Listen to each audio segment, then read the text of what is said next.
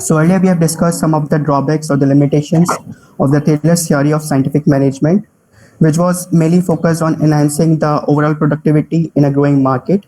So then we started to learn about the Fayol's theory of management, which was more or less based on his personal experience.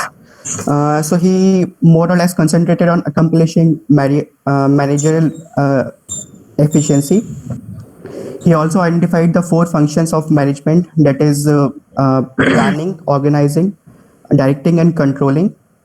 So with this, he gave a new light to the theory of concepts of management. The 14 principles that he proposed were as the first one being the division of the labor. So according to him, the work in an organization should be assigned to the person who can do that job in the best possible manner. So as to ensure that the specialization is also there, and when a big task is there, then the task should be divided into smaller tasks, so as to ensure that the production is high and the efficiency high, and at the same time the wastage of resources is minimized. Next is the authority and the responsibility. So authority basically suggests the right to give command or order to your subordinates to do certain tasks, and the responsibility is basically the obligation to do the task in a specified amount of time. So what it suggests is that there has to be a balance in between the two, so as to have the timely completion of the task. The next is we have the principle of discipline. So respecting rules and regulations in an organization is a must, so as to have the proper functioning of the organization, and at the same time to orderly complete the task. Next we have is the unity of the command. So in an organization, a subordinate always should address to a single head who is superior to him. Um, uh, who is superior to him, instead of reporting to several heads, so as to avoid the state of confusion or chaos, and then ultimately building good relationship between the employee and the employer. Next we have is the unity of the direction. So all activities which have the similar sort of objectives are to be directed by a single manager, which have a single directed plan, and uh, and has to work accordingly in the coordination with its employees. Next we have is the subordination of individual interest to general interest. So organizational interest should always come first. So if we have some of our personal interests, then we should streamline those interests in such a manner that it will facilitate the organizational goals in achieving organizational goals. Next we have is the remuneration of personnel. So it is basically the price which we pay for availing certain service. So in the similar manner, when an employee works for us, it becomes our duty to pay him the right amount of incentives, maybe on the basis of his or her performance.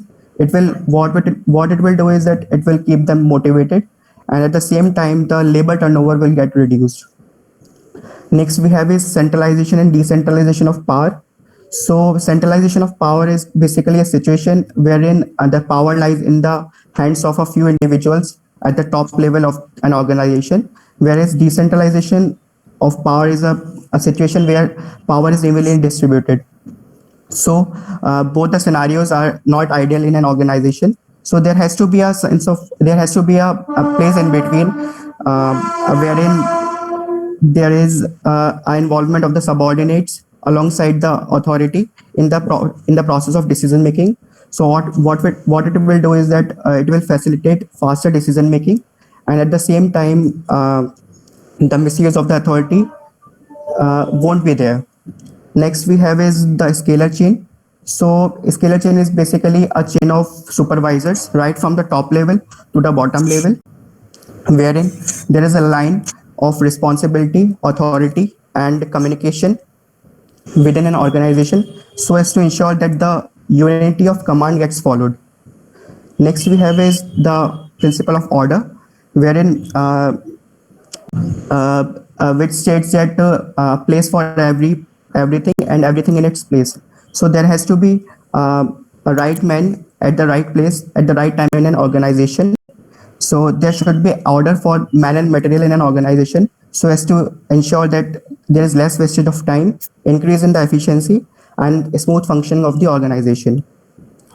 Next, we have is equity. So, dealing an employee with kindness and showing justice towards him is what needed in an organization. So, this will improve ultimately the loyalty and the devotion of that employee towards that organization.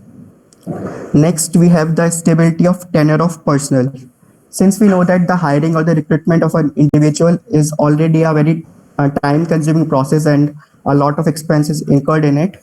So, minimizing employee turnover is what needed in an organization so that employee remain in a single organization for a longer run and should feel a sense of job security in that organization so that he or she can give his or her 100%. Next we have is the initiative is thinking out and executing. So manager should encourage employees to think something out of the box. So it will ultimately help the organization or to provide the add-ons to the existing plans so that the employee gets motivated and at the same time they should feel to be a part of a healthy organization. The last principle is the esprit de corps, which suggests that the organization should work in the right spirit. It should stay away from the divide and rule policy, which is there in some of the organizations, and should have a sense of unity, cooperation, team nature, and a mutual respect among the employees for each other. So, while working in an organization, we should remove I but use we. So, from an employee's point of view, it should be noted that he or she should have regular visits, or we can say that to face contacts instead of having written communication, formal communication, so as to build that trust and the sense of belongingness in the eye of the employee. That's it from my side. Thank you.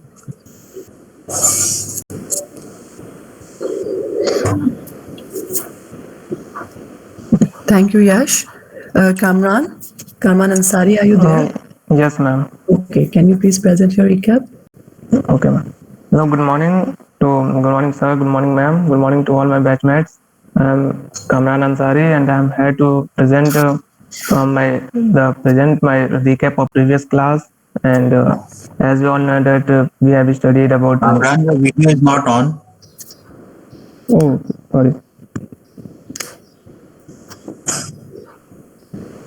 And we have studied about principles of management given by Henry Fayol, and Henry Fayol gave a new perception to concept of management, and it is applicable at all level of management and at every department, and managers practiced it to organize and regulate the internal activities of an organization, and it concentrated Fayol theory concentrated on Fayol theory concentrated on managerial efficiency, and Henry Fayol generally gave 14 principles of management, and the first principle is division of work. He believes that due to the division of work among the workers will increase the quality of product, and also enhance the productivity and speed and accuracy of the workers. And the next one is authority and responsibility. Authority is for managers to work efficiently, and responsibility to make them responsible for the work done. And the next one is discipline. Discipline is a core value for any group or any organization or any target which we have to complete, and without discipline nothing can be accomplished. And the next one is unity of command, and unity of command is generally refers to there is only one boss in any specific group or any company, and the employee have to follow his command only. if the employee has to follow more than one boss, it creates confusion. And the next one is unity of direction. And generally, unity of direction refers to when a company or a group should have only one specified goal or target to achieve by the workers or employees. Uh, if they have a diversity in goods and motives, then it lay stress on the employer. It lay interest on the workers, so as it cannot be achieved effectively and efficiently. And the next one is subordination of individual interest. It indicates that the company should work for the interest of company only rather than personal interest. And the next one is remuneration. Here we come at the motivation part, and we all know that remuneration plays an important role for the for motivating the employees, and it can either be monetary or non-monetary. And remuneration is basically the payoff for the employees, and make them make them in very audacious performance to be audacious performance by the employees. And the next one is centralization. Um, Centralization refers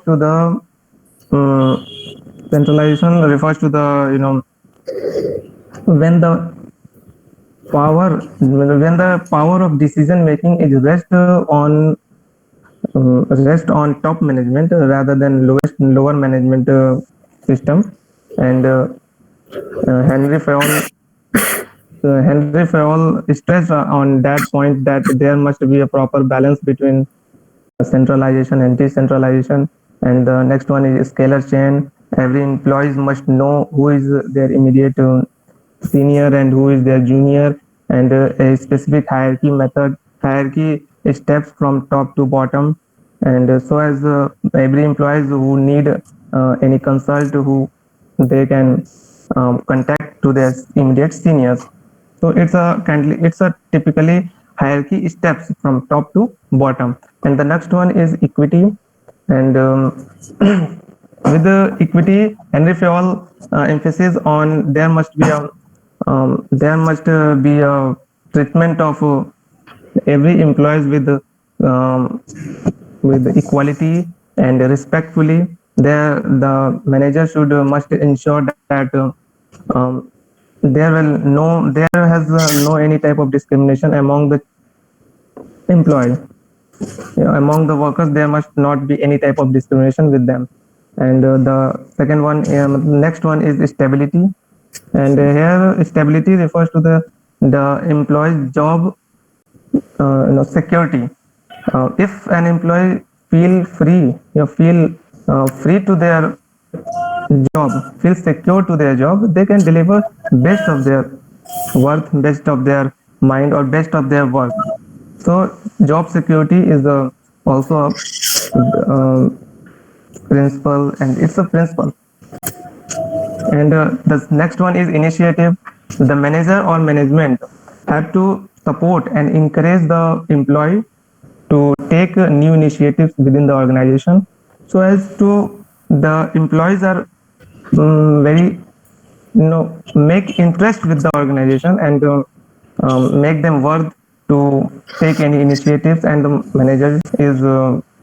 manager is usually have to encourage that type of initiatives that has to be taken by the workers. And the last one is esprit de corps. Esprit de corps is generally maintenance of good environment, good work environment, trust between the workers, trust among the workers, and we can say that mutual understanding among the workers. And esprit de corps is refers to the good environment. There must not be any type of disturbances arises in an organization. So esprit de corps is only for trust and mutual understanding among the workers. Thank you, sir. Here is all from my side. Thank you. Thank you.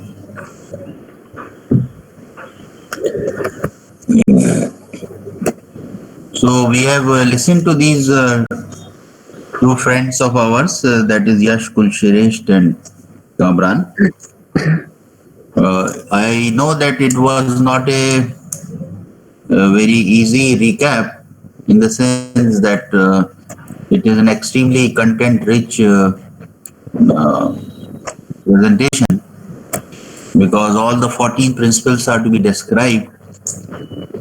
So overall, both of them did a good job, but the challenge of making such a presentation is that without losing on the content, how can we make the presentation more engaging to the audience? So that's a question that all of us need to ask ourselves whenever we are tasked to make a very rich presentation, which is full of information and content. So keeping that limitation in mind, I think both of them did a good job. But Yash, for example, you can connect better with the audience if you try to maintain eye contact with the audience. The way you were stationed before the camera, it was not the appropriate. Okay, it was not the appropriate angle with which you were uh, sitting before the camera, and because of that, it appeared that you do not have a connect with the audience. So make sure that you remain connected with the audience. And Kamran, your location, your position was all right, and you were looking straight into the camera, and it gave an impression that you are connecting with the audience. But because again, you were supposed to deliver a very information-rich kind of presentation, you were more focused on what I have to say, and not really on what others will receive. So this is the issue which all of us are faced with when we share content-rich presentation.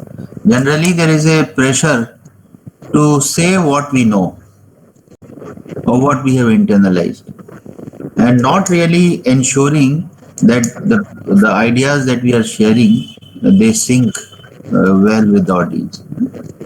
So this is a challenge.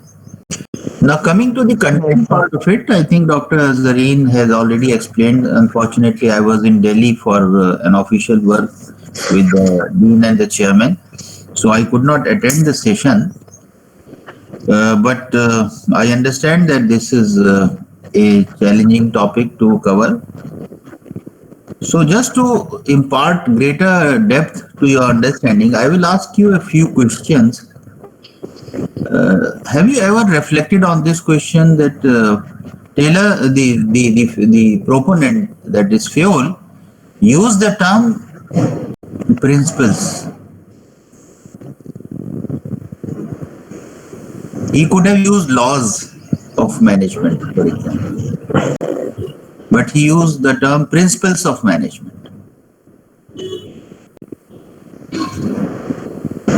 Can you reflect on this question? Why this choice of word?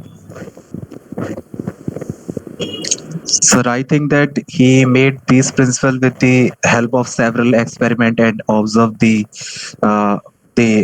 circumstances and the result what he found after those conducting the experiments, and as we deal with people in real life, that's why uh, we can we can change or accommodate these principle according as per our need in the organization.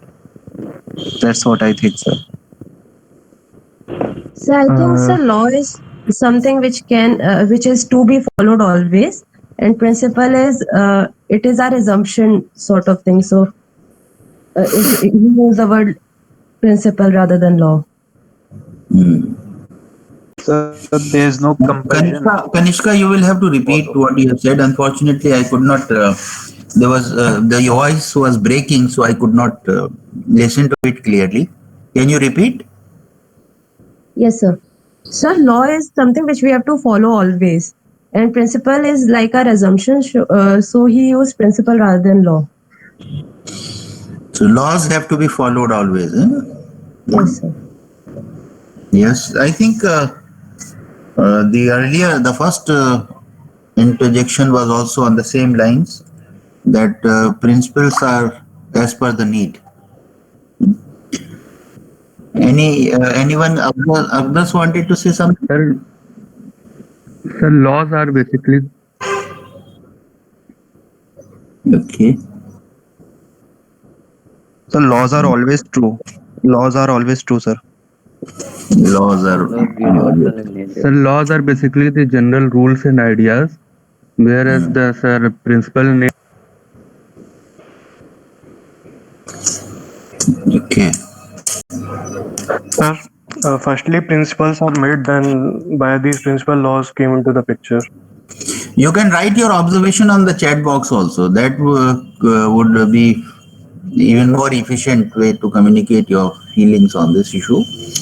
So, but what I'm getting from the observations which I've listened to up till now is that, laws are far more definite. There may be exceptions there also, but by and large, when there is something which is classed as law, it indicates that now it is codified, it is now going to be practiced the way it is written, isn't it? So it is far more definite. Principles, as somebody very rightly said, that they depend as per the need. And I will give you a few examples from the principles which Fayol proposed. Like, for example, one of the principles that Fayol proposed, yes, laws are universal in nature. Very good observation, Nita. So there is an element of universality and, definiteness, which I said. But principles could be situation specific. Now, for example, let me share with you an example which all of you can appreciate. We have a principle of unity of command which Fayol proposed. Do you recall that principle? What does it say? It says that there should be one boss. It should be one boss. There should be one boss. Now, Yes, if you reflect on your social life, like your family life especially, do you have this principle being followed there? sir. Who is the boss in the house, sir. for example? So maybe the eldermost person in the family. Mother. So, is it father only all the time, or is it mother only all the time? What has been your experience? Sometime It's about mixed, sir. Prime Minister and Home Minister. So it depends on the It's about situation. Prime Minister and Home Minister. It changes point to point. So there is no unity of command. So, I hope you can at least appreciate the complexity of the issue involved, isn't it? So, principles, yes, unity of direction is a good principle. The unity of command is a good principle, but it may not be followed in letter and spirit in all the situations. And I refer to an example from the social side.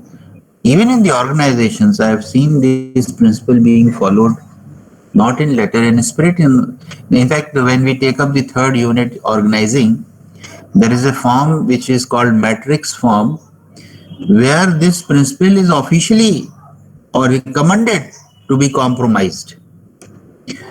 For example, we have a gardener in our department. Now, under whose command he should work? Under the chairman, or he should work under the direction provided by the member in charge of land and gardens of AMU?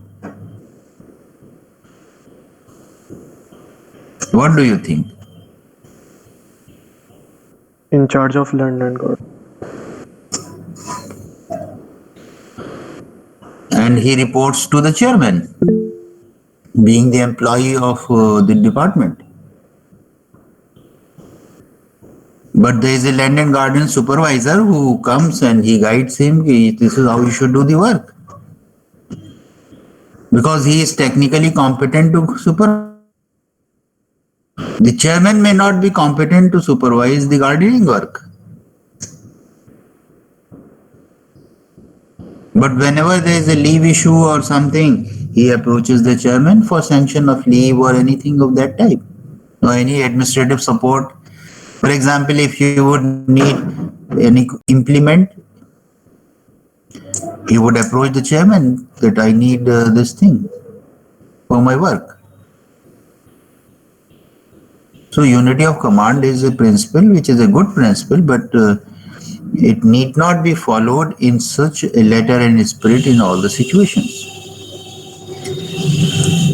So this is a fundamental difference which we have to keep in mind when we look at this entire issue of Fowell's 14 principles. And actually it is, somebody was talking about centralization also.